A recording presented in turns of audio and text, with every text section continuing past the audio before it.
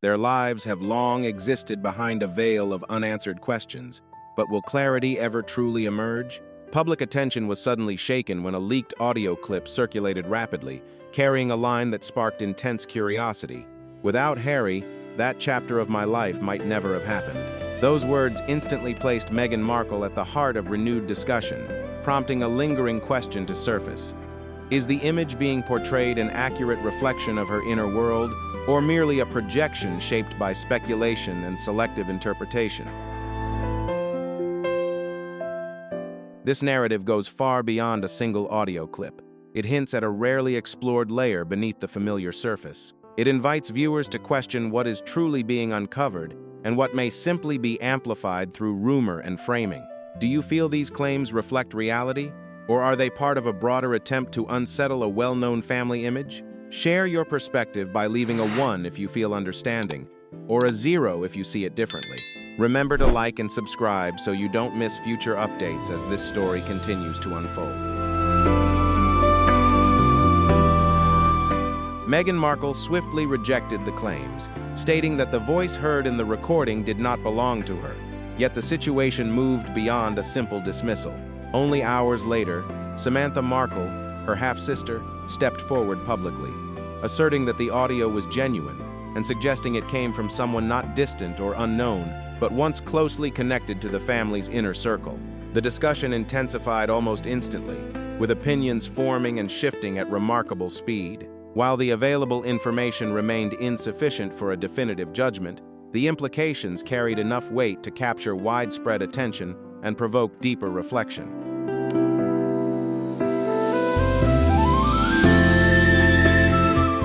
References to a former household worker, fragments of recorded footage near the residence, vague medical documentation, and Harry's unexplained distance during a sensitive moment all deepened the uncertainty. There was no public reconciliation, no formal response through official channels. This left many wondering whether the situation had been overstated through misinterpretation, or whether an uncomfortable reality was quietly being avoided. Then, just 2 weeks ago, a new video surfaced on Forum X, a platform now drawing intense attention.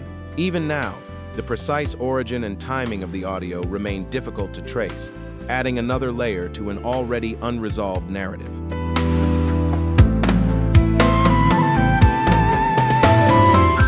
There were no announcements, no elaborate framing, and no clear signals that the material had been carefully orchestrated.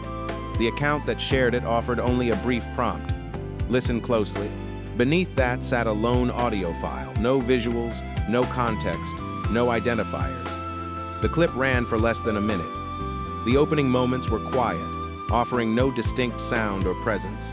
Then a female voice appeared, delivering a statement framed in emotionally charged language about motivation, obligation, and frustration, followed by a request for distance words that immediately unsettled listeners and fueled intense interpretation.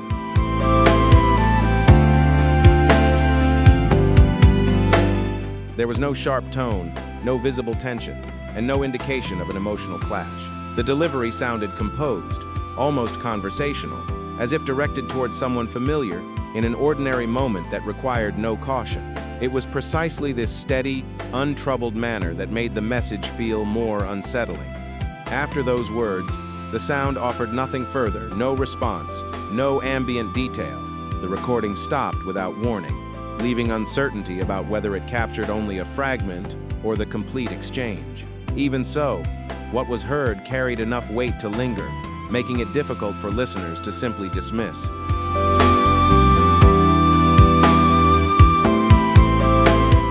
Even in the absence of visuals, the simple reference to Harry and Lilibet was enough to redirect public focus toward Meghan. Within hours, the audio circulated rapidly, downloaded, shared, and redistributed across multiple platforms.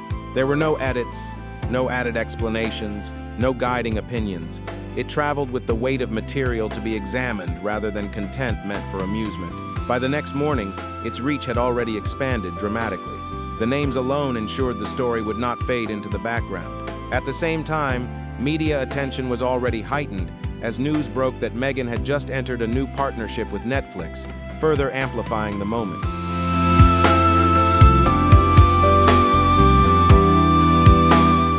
The announcement itself was meant to be a defining moment, carefully structured to generate optimism and favorable coverage from both audiences and the press.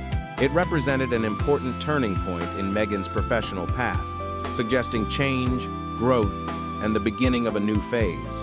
Yet despite the strategic timing and polished presentation, the spotlight quickly shifted. Within a short span, headlines centered almost entirely on discussion surrounding the leaked audio, pushing the career news into the background. The overlap was difficult to ignore, particularly given how closely the Netflix deal aligned with an already heightened level of public curiosity.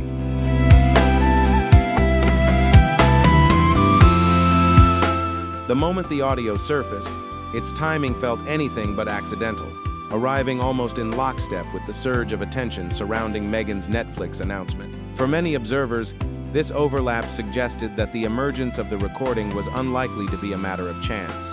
Meghan's representatives responded later that same day, but the statement appeared measured and restrained rather than expansive. Instead of offering detailed context or addressing the origins of the audio, the response focused on calming speculation.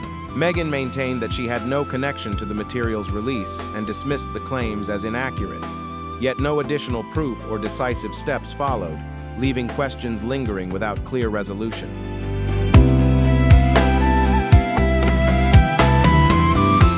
Meghan's reaction only deepened public uncertainty, prompting speculation about whether unseen forces were at play behind the scenes.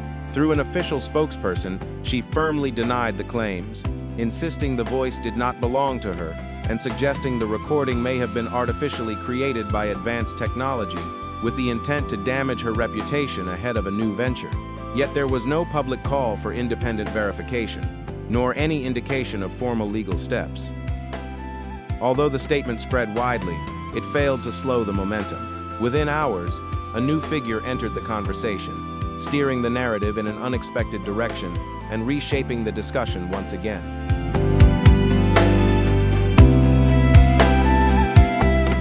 Samantha Markle, Meghan's half-sister, already familiar to the public through past family tensions, then stepped forward. Speaking openly and without an intermediary, she stated that the recording was authentic. She clarified that she neither created the audio nor possessed the original file, but claimed to know the source behind it. According to her account, the material came from an individual who had once been part of Meghan's household environment, later leaving that role and no longer maintaining close ties with the family.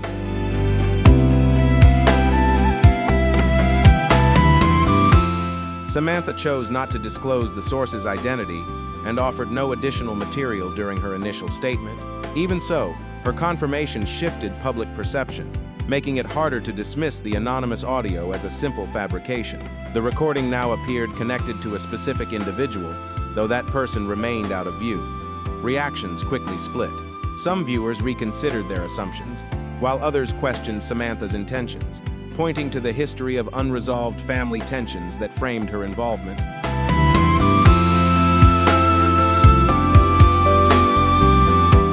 Others questioned why the individual connected to the recording had not come forward personally. Yet one element stood out and drew widespread attention. The source appeared to seek nothing in return. There were no demands, no pursuit of recognition, and no appeal for protection. After the audio surfaced, that individual vanished into complete quiet. No interviews, no clarifications, no follow-up material. That absence of reaction allowed the discussion to linger rather than fade. Meghan, meanwhile, offered no further comment beyond her original denial, leaving the situation suspended without resolution.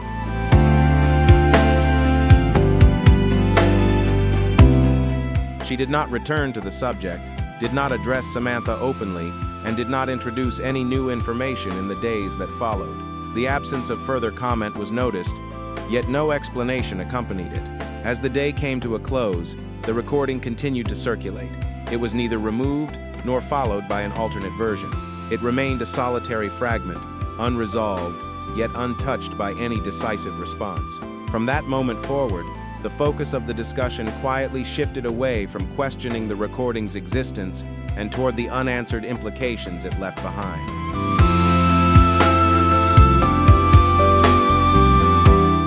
The deeper issue became timing. If the audio had existed for so long, why did it emerge at this precise moment? and who decided that remaining quiet was no longer possible. In the days following Samantha Markle's public confirmation of the recording, an unusual pause followed. It wasn't a sign that interest had faded, but rather a moment of collective anticipation. The audio had introduced uncertainty, yet that uncertainty seemed to demand a recognizable figure, someone concrete, attached to its origin. Samantha appeared to recognize this shift. When she resurfaced a few days later, she moved beyond a simple acknowledgement, offering a more detailed account of the individual who had supplied the recording, and in doing so, redirected the narrative once again.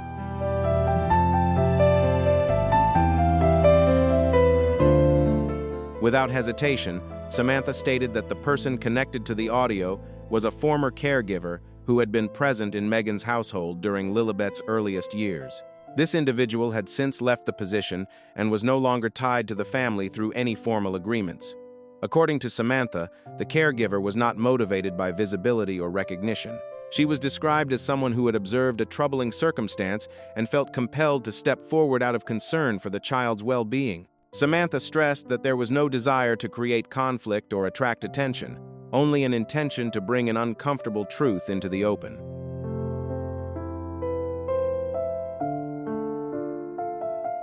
She was said to possess material that supported her concerns, yet lacked a voice, a stage, or any real means of shielding herself from public scrutiny or possible pressure. Remaining quiet had once felt like the safest path, but over time that silence became increasingly difficult to bear as emotional distance seemed to grow. The fear was that if nothing was said, what had been observed would remain hidden indefinitely. More than anything, there was concern that continued quiet would allow further emotional harm to persist unchecked. These claims, framed around protection rather than accusation, immediately drew intense public attention and sparked widespread discussion.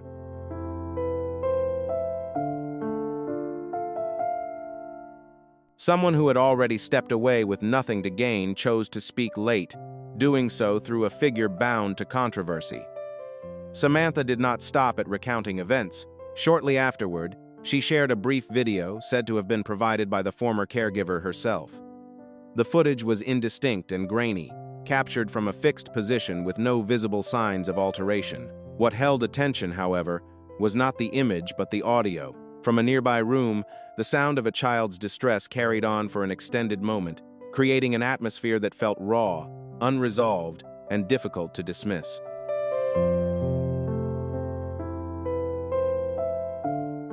The sound continued without pause, filling the space with an intensity that felt impossible to overlook. At the same time, a figure rested on the sofa, absorbed in a phone, showing no visible shift in attention. There was no clear movement toward the source of the sound, no observable change in posture or focus. The footage never offered a direct facial view, and the visual details remained indistinct, with no sharp frames that could conclusively identify anyone. Yet it was precisely this raw, unrefined quality, free of polish or dramatic framing, that made the clip harder for many viewers to simply dismiss or explain away.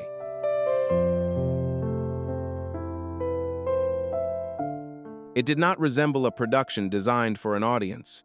Instead, it felt like unfiltered material captured without any thought of future exposure. Once the clip appeared, the immediate question centered on whether the setting truly matched Meghan's private residence. Samantha reacted quickly, adding further context beneath the post. She explained that she had checked the caregiver's work history through an employment agency. According to those records, the woman had been officially hired and was active during the same period the footage was said to have been recorded, a detail that intensified public curiosity rather than easing it.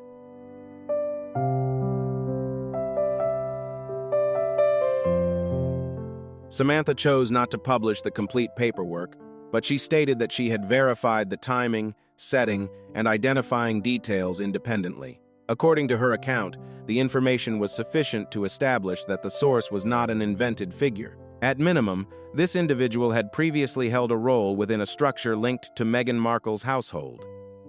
Gradually, a sequence began to take shape.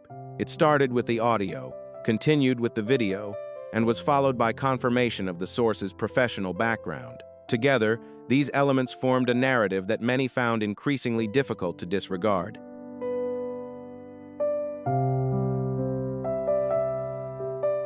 No single element existed in isolation. As each new detail emerged, it became increasingly difficult to dismiss the situation as simple rumor or speculation. Public perception began to evolve. Early on, skepticism dominated, largely shaped by Samantha's history of family disagreements. Yet as the narrative expanded beyond statements into tangible material, doubt slowly gave way to reconsideration. Notably, Meghan's side did not issue a direct response to the video itself. There was neither a clear affirmation nor a direct denial. That quiet pause contrasted sharply with the swift reaction following the initial audio, and the difference was widely observed.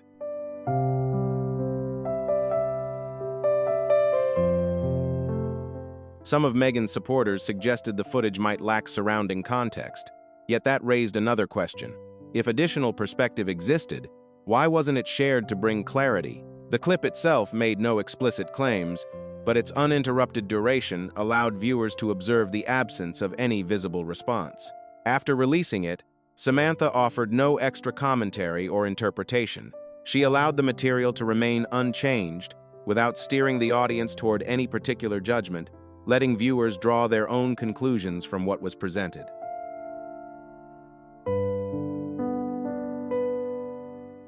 Yet her confirmation of the caregiver's role and verified time frame made it difficult to brush the footage aside as unfounded. From that moment, the earlier audio was viewed through a new lens. It was no longer a lone fragment that surfaced and vanished, but the opening element in a chain connected to a single observer. Attention shifted toward what that individual might have noticed during her time in the household. If one brief recording and one short clip could prompt such debate, many began to wonder how many other unseen moments had remained quietly unspoken.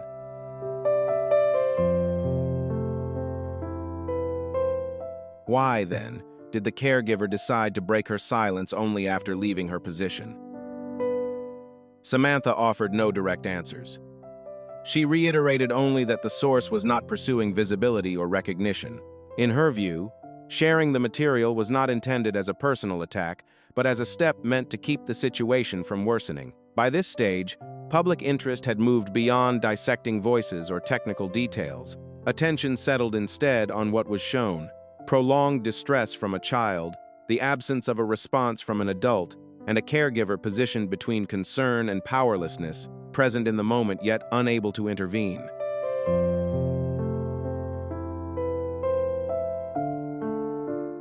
And the question stood out more sharply, even in the absence of an answer. If this went beyond a single audio clip, how many realities had remained concealed until now? And did Meghan truly behave toward Lilibet in the way being suggested? After the former caregiver's video surfaced, public attention shifted to anticipation.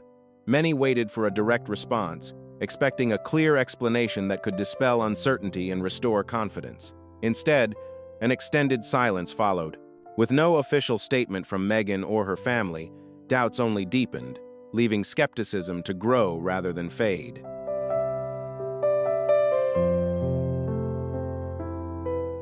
What many anticipated was not a hesitant response, but a decisive action that could interrupt the sequence of claims taking shape. That moment did not arrive, at least not right away. For the following 3 days, no new remarks were issued.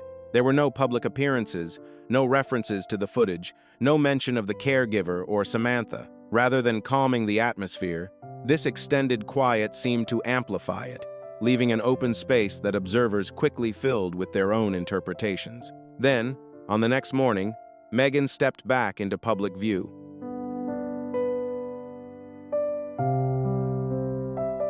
She did not confront the claims head-on. Instead, she presented herself as a mother facing intense emotional strain, weighed down by constant scrutiny from media cycles and online commentary. The appearance was clearly prepared with care, yet its focus circled around the edges rather than the center of the issue. Meghan spoke of how her public image had been reshaped, pulled back into past disputes, and affected by information she described as unverified. She avoided repeating the words attributed to the recording, and she chose not to reference the caregiver or Samantha by name, leaving the central questions untouched.